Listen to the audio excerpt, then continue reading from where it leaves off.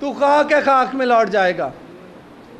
اس نے کہا آسمان کی طرف، اب چھوڑو بھائی ان باتوں کو، تم وہاں سے نکل آئے ہو، تم کسی اور زمانے کے لوگ ہو۔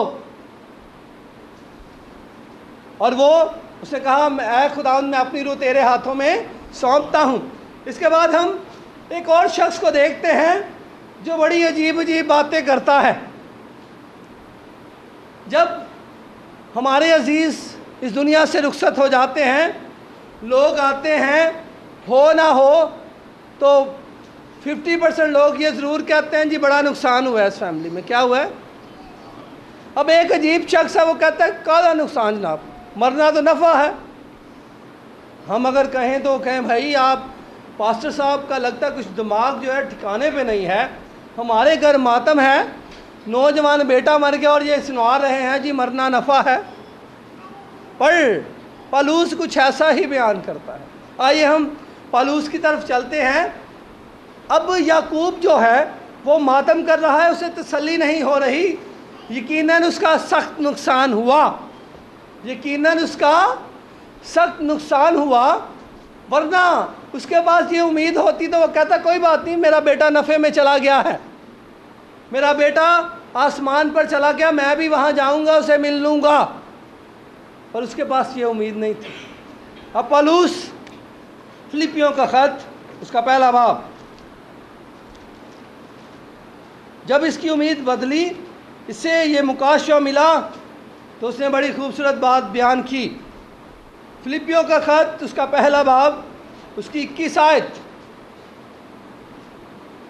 کیونکہ زندہ رہنا میرے لیے مسیح ہے، زندہ رہنا میرے لیے، جب تک میں زندہ رہوں میں مسیح کے لیے کام کرتا رہوں، جب تک میں زندہ رہوں بیوی بچوں کے لیے، خاندان کے لیے، اپنے لیے، کس کے لیے کام کرتا رہوں؟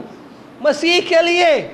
جنہوں نے اپنی زندگی مسیح کو دے دی ہے، انہوں نے اپنا سب کچھ مسیح کو دیا، اس کے لیے کیا کرتے ہیں؟ کام کرتے ہیں۔ زندہ رہنا کیا ہے؟ اور مرنا کیا نفع ہے مرنے کے اندر؟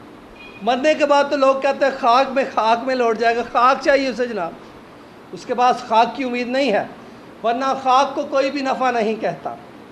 وہ کہتا ہے مرنا میرے لیے نفع ہے۔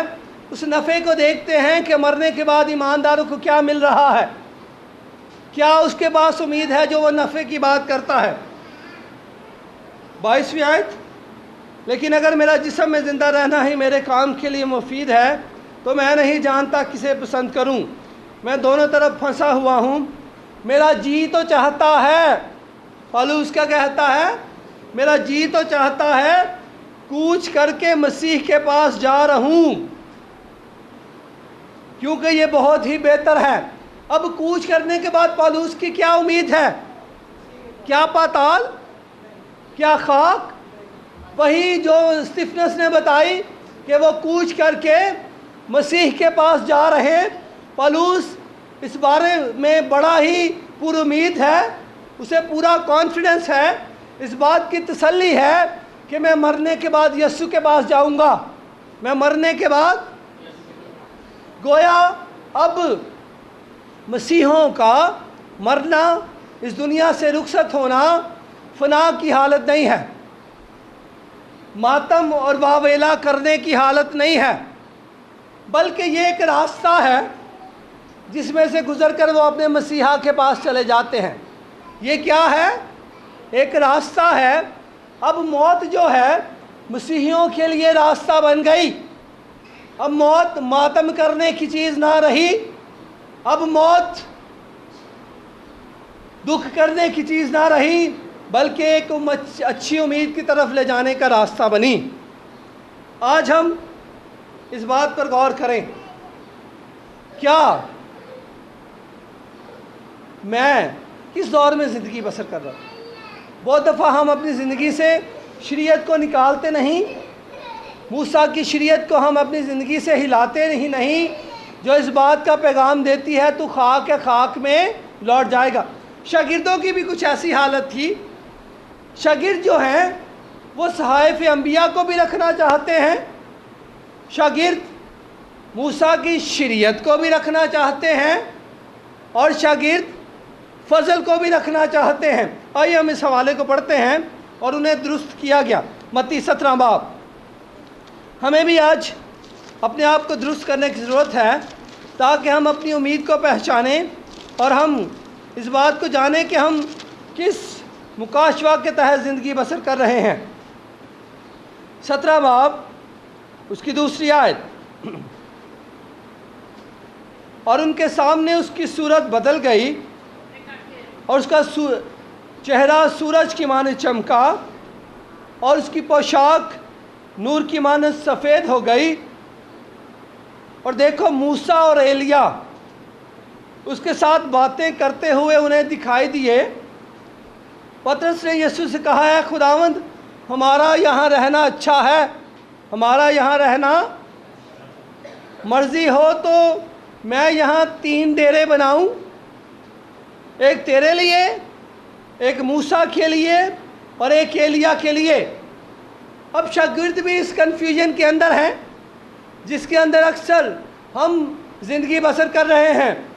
ہم نے بھی 3 ڈیرے بنا رکھے ہیں، ایک موسیٰ کا یعنی شریعت کا، ہم نے وہاں بھی گھٹنے ٹیکنے ہیں، دوسرا ایلیا صحائف انبیاء، ہم نے صحائف انبیاء کو بھی نہیں چھوڑنا، تیسرا فضل یسوع کو۔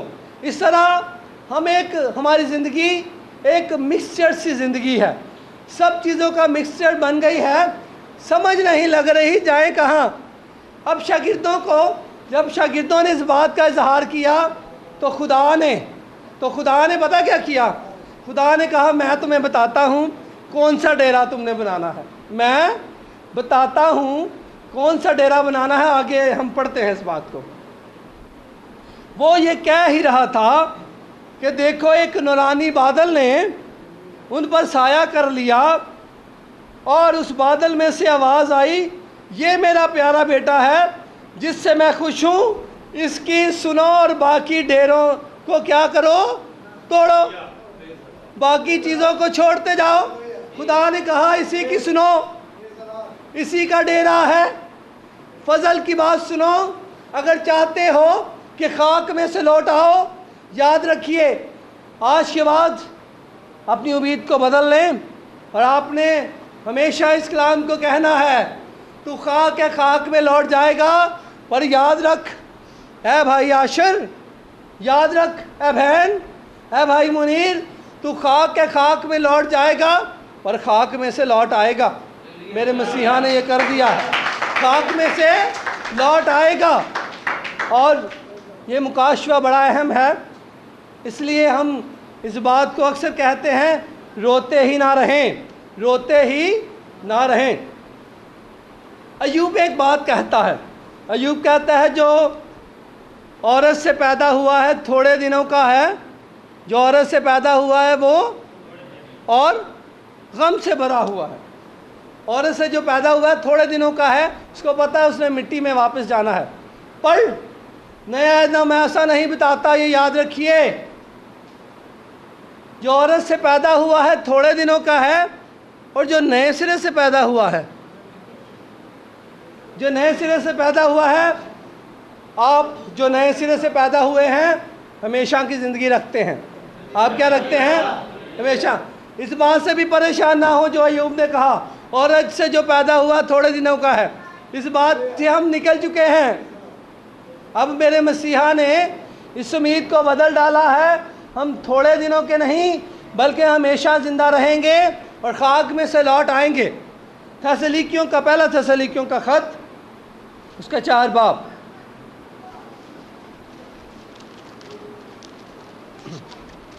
اور اس امید کا اظہار کرتا ہے۔ پالوس کہتا ہے، بھائیو ہم نہیں چاہتے کہ جو سوتے ہیں ان کی بابت ناواقف رہو، اور اوروں کی مانند جو نا امید ہے غم نہ کرو، روتے ہی نہ رہو۔ میں تمہیں یہ بات بتاتا ہوں، وہ فنا نہیں ہو گئے، وہ خاک میں خاک نہیں ہو گئے، کیونکہ جب ہمیں یہ یقین ہے کہ یسوع مر گیا، جب ہمیں یہ یقین ہے یسوع مر گیا اور جی اٹھا، تو اسی طرح خدا ان کو بھی جو سو گئے ہیں یسوع کے وسیلہ سے اسی کے ساتھ لے آئے گا۔ اب یہ بات ایک بڑی عجیب سی بات ہے، ہم انہیں قبروں میں ڈھونڈ رہے ہیں اور وہ آ کس کے ساتھ رہے ہیں؟ جو سو گئے ہیں، ہم انہیں قبروں میں ڈھونڈ رہے ہیں۔ یہاں لکھا ہے وہ کہاں سے آ رہے ہیں، دوبارہ اس کو پڑھتا ہوں، کیونکہ جب ہمیں یہ یقین ہے کہ یسوع مر گیا اور جی اٹھا، تو اسی طرح خدا ان کو بھی جو سو گئے ہیں یسوع کے وسیلہ سے اسی کے ساتھ گویا وہ یسوع کے پاس ہے۔ جب یسوع آئے گا تو ان کے ساتھ وہ روحیں بھی ہم دیکھیں گے جو سو گئی ہیں، جو ایماندار ہیں۔ ٹھیک ہے، اس لیے کہتا ہے نا امید نہ رہو، اب وہ خاک میں نہیں پڑے۔ اور اس بات کو یسوع نے اپنے جی اٹھنے سے ثابت بھی کیا، یسوع نے اپنے جی اٹھنے سے ثابت بھی کیا۔ متی کی انجیل میں دیکھتے ہیں، وہاں پر ہمیں اس نے ایک نشان دیا کہ یہ نشان ہے اور اس کے بعد بھی ایسا ہی ہوگا۔ متی کی انجیل اس کا 27 باب، اس کی 50 آیت، اور یہاں پر ہم دیکھتے ہیں یسوع جی اٹھا، خاک میں سے لوٹ آیا، اور اس کے وسیلہ سے اور بھی لوگ خاک میں سے لوٹ آئے، اور یروشلم کے اندر عجیب طور پر لوگوں نے انہیں چلتے پھرتے دیکھا۔ کلام مقدس کو پڑھتے ہیں،